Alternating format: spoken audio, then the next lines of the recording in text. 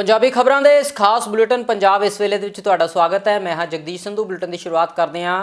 पंजाब के मशहूर पंजाबी सिंगर सिद्धू मूसेवाला की कांग्रेस के विच शमूलीयत दे नाल सिद्धू मूसेवाला अज कांग्रेस पार्टी के शामिल हो गए हैं। चंडीगढ़ के पंजाब भवन के विच पंजाब प्रदेश कांग्रेस कमेटी के प्रधान नवजोत सिंह सिद्धू और मुख मंत्री चरणजीत सिंह चन्नी की मौजूदगी दे विच सिद्धू मूसेवाला अज पंजाब कांग्रेस दे विच शामिल होए ने। इस मौके नवजोत सिंह सिद्धू ने मीडिया नूं संबोधन करते हुए कहा कि सिद्धू मूसेवाला पंजाब के नौजवानों दे विच चंगा प्रभाव रखते हैं ते कांग्रेस दे विच शामिल हो के पंजाब दे विच अपने इलाके की नुमाइंदगी करना चाहते हैं ते अपने इलाके दीयां समस्यावां भी लोकां तक पहुँचाउणा चाहते हैं। इस मौके चरणजीत सिंह चन्नी ने सिद्धू मूसेवाला और उसके परिवार नूं कांग्रेस विच शामिल होने ते वधाई दित्ती है। उन्होंने कहा कि नौजवानों के दिलों की धड़कन ने सिद्धू मूसेवाला ते उन्हां दे कांग्रेस दे विच आउण दे नाल नौजवानों नूं नुमाइंदगी मिलेगी। इस मौके सिद्धू मूसेवाला ने कहा कि वह अपने इलाके दीयां समस्यावां नूं अगे लियाउणा चाहुंदे ने, इस करके वह कांग्रेस दे विच शामिल होए ने। उन्होंने कहा कि कांग्रेस दे विच शामिल होने का उन्हां दा कारण यह है कि कांग्रेस आम परिवारां दी गल सुणदी है ते आम परिवारां दे लोग भी कांग्रेस दे विच अगे वध के अपनी गल रख सकते हैं। इस मौके उन्होंने अमरिंदर सिंह राजा वड़िंग की उदाहरण दिंदे कहा कि अमरिंदर सिंह राजा वड़िंग बेहद आम घर तो संबंध रखते हैं तो कांग्रेस के विच उन्होंने वड्डा अहुदा हासिल किया है तो चंगा काम भी कर रहे हैं। आओ सुनते हैं इस समागम के विच जदों सिद्धू मूसेवाला शामिल होए कांग्रेस के विच तां आगूआं ने की गल कही है। अज साडे लई बहुत ही वडभागा दिन है कि असीं सिद्धू मूसेवाला साहब नूं अपने परिवार च शामिल करन जा रहे हैं। नाम बनाना आसान है लेकिन उन्होंने बरकरार रखना बहुत ही ज्यादा मुश्किल है।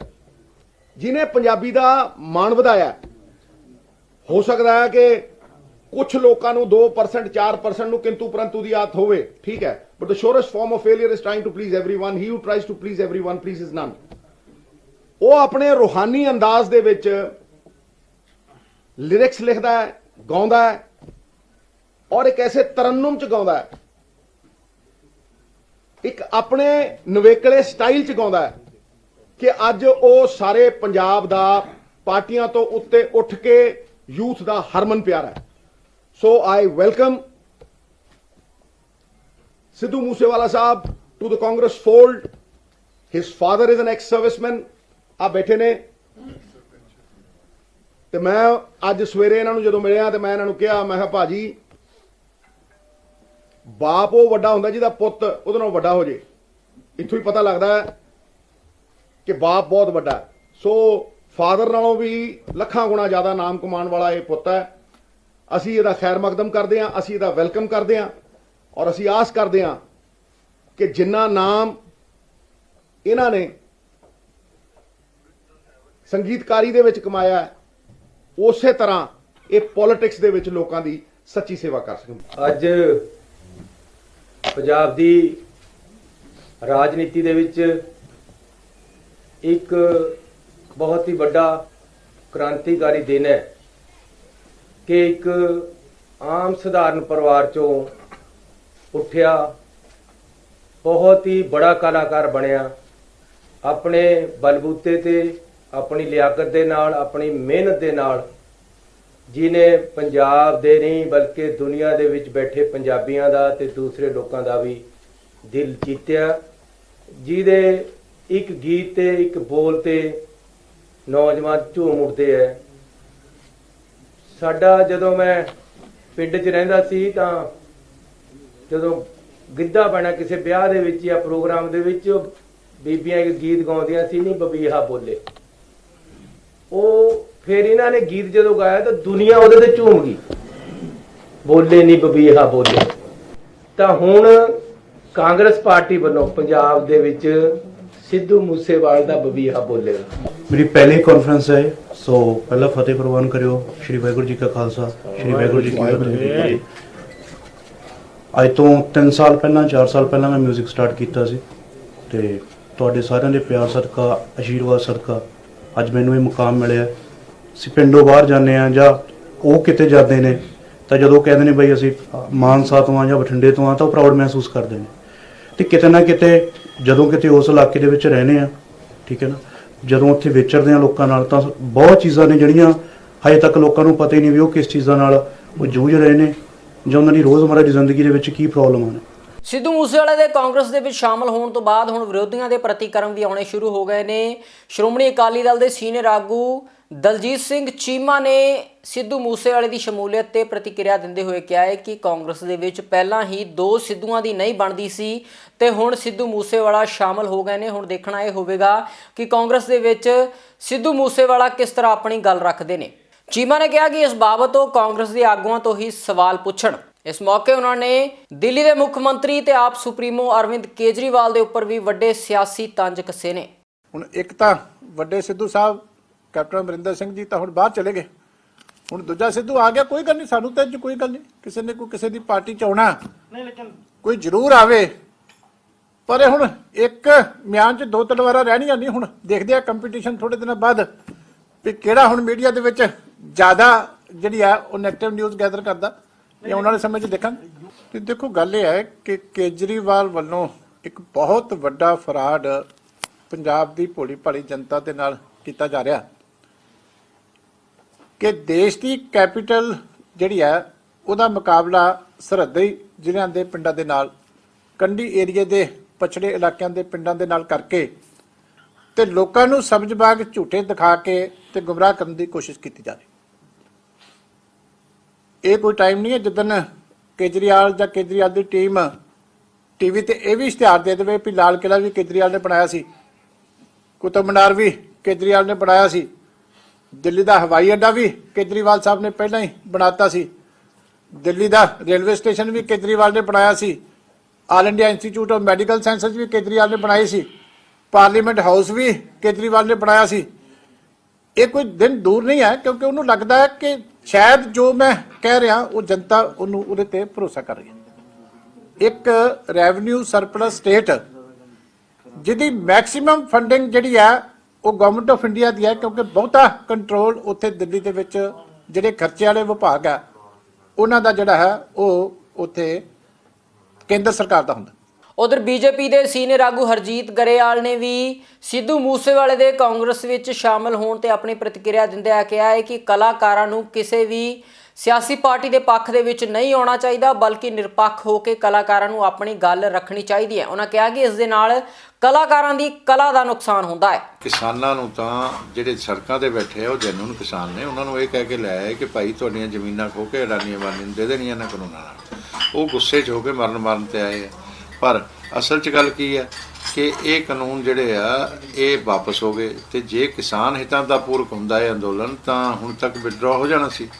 ਹੁਣ ਵਿੱਚ ਜਿਹੜੀਆਂ ਜਥੇਬੰਦੀਆਂ ਨੇ ਅਲੱਗ-ਅਲੱਗ ਸਿਆਸਤ ਤੋਂ ਪ੍ਰੇਰਿਤ ਨੇ, ਕੁਝ ਕਮਿਊਨਿਸਟ ਨੇ, ਕੁਝ ਦੂਸਰੀਆਂ ਨੇ, ਇਹ ਕਾਂਗਰਸ ਨੇ, ਕਮਿਊਨਿਸਟਾਂ ਨੇ, ਆਮ ਆਦਮੀ ਨੇ, ਇਹ ਉਹ ਕਰਕੇ ਇਹ ਇਹੀ ਕਰ ਰਹੇ ਸੀ ਕਿ ਇਹ ਮੋਦੀ ਜੀ ਦਾ ਚਿਹਰਾ ਖਰਾਬ ਕਰਨ ਦੀ ਸਾਜ਼ਿਸ਼ ਸੀ, ਇਹ ਸਰਕਾਰ ਦੀ ਦਿੱਖ ਖਰਾਬ ਕਰਨ ਦੀ ਸਾਜ਼ਿਸ਼ ਸੀ ਤੇ ਉਹ ਇਹ ਹੁਣ ਕਰ ਨਹੀਂ ਪਾਏ ਔਰ ਉਹਦੇ 'ਚ ਜਿਹੜਾ ਹੈਗਾ ਇਹਨਾਂ ਨੂੰ ਬੜੀ ਨਿਰਾਸ਼ਾ ਹੋ ਰਹੀ ਹੈ ਕਾਂਗਰਸ ਨੂੰ ਵੀ। ਔਰ ਵਾਅਦਾ ਕੀਤਾ ਸੀ ਆਪਦੇ ਚੋਣ ਮੈਨੀਫੈਸਟੋ 'ਚ ਕਿ ਕਿਸਾਨਾਂ ਦਾ, ਪੰਜਾਬ ਦੇ ਕਿਸਾਨਾਂ ਦਾ 90,000 ਕਰੋੜ ਦਾ ਕਰਜ਼ਾ ਮਾਫ ਕਰ ਦਿਆਂਗੇ। ਹੁਣ ਮੈਂ ਇਹਨਾਂ ਨੂੰ ਫਿਰ ਅਪੀਲ ਕਰਦਾ ਕਿ ਹੁਣ ਇੱਥੇ ਬਾਰਡਰਾਂ 'ਤੇ ਨਾ ਬੈਠੋ, ਜਾ ਕੇ ਅੰਦੋਲਨ ਕਰੋ, ਉਹ ਕਰਜ਼ਾ ਮਾਫ ਕਰਾਓ, ਫਿਰ ਸਰਕਾਰ ਚਲੀ ਜਾਣੀ ਹੈ, ਉਸ ਤੋਂ ਪਹਿਲਾਂ ਕਰਾਓ।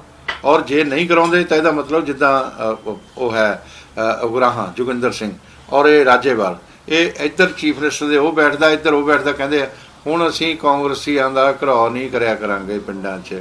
ਇਹਦਾ ਮਤਲਬ ਕੀ ਹੈ ਕਿ ਬਗਲ 'ਚ ਬੈਠੇ ਨੇ ਔਰ ਉਹਨਾਂ ਦੇ ਨਾਲ ਨੇ, ਇਸ ਕਰਕੇ ਅੰਦੋਲਨ ਖਤਮ ਨਹੀਂ ਹੋਣ ਦੇ ਰਹੇ, ਹੋਰ ਕੋਈ ਗੱਲ ਨਹੀਂ। ਹਰ ਆਦਮੀ ਦਾ ਅਧਿਕਾਰ ਆ ਕਿ ਉਹ ਕਿਸੇ ਵੀ ਪਾਰਟੀ 'ਚ ਜਾਵੇ, ਕੋਈ ਵੀ ਵਿਚਾਰਧਾਰਾ ਰੱਖੇ।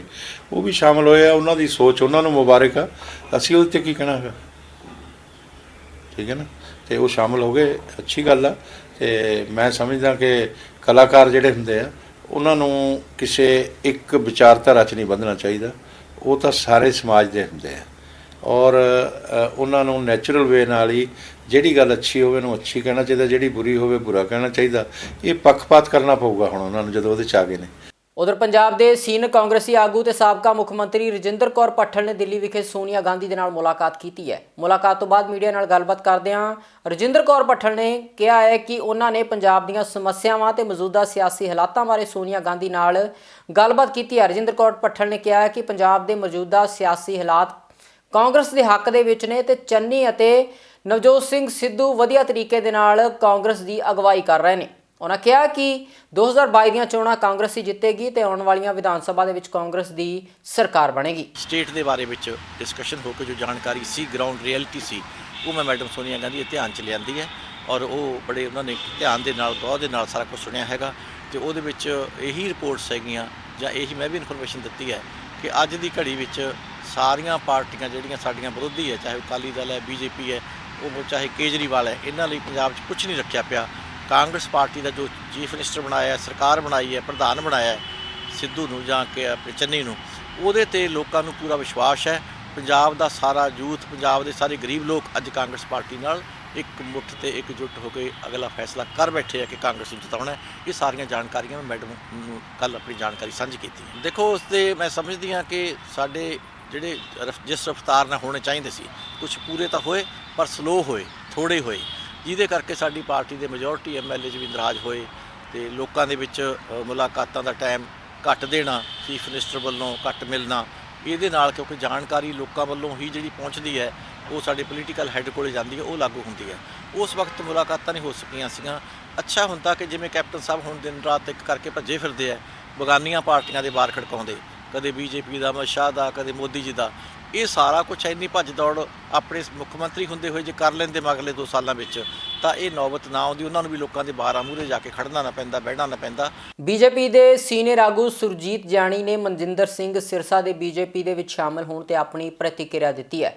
ਮੀਡੀਆ ਨਾਲ ਗੱਲਬਾਤ ਕਰਦਿਆਂ ਜਾਣੀ ਨੇ ਕਿਹਾ ਕਿ ਸਿਰਸਾ ਸਮਾਜ ਸੇਵਾ ਦੇ ਲਈ ਬੀਜੇਪੀ ਦੇ ਵਿੱਚ ਸ਼ਾਮਲ ਹੋਏ ਨੇ। ਉਹਨਾਂ ਨੇ ਕਿਹਾ ਕਿ ਵਿਰੋਧੀ ਇਸ ਮਾਮਲੇ ਨੂੰ ਲੈ ਕੇ ਬੇਲੋੜੀ ਆਲੋਚਨਾ ਕਰ ਰਹੇ ਨੇ।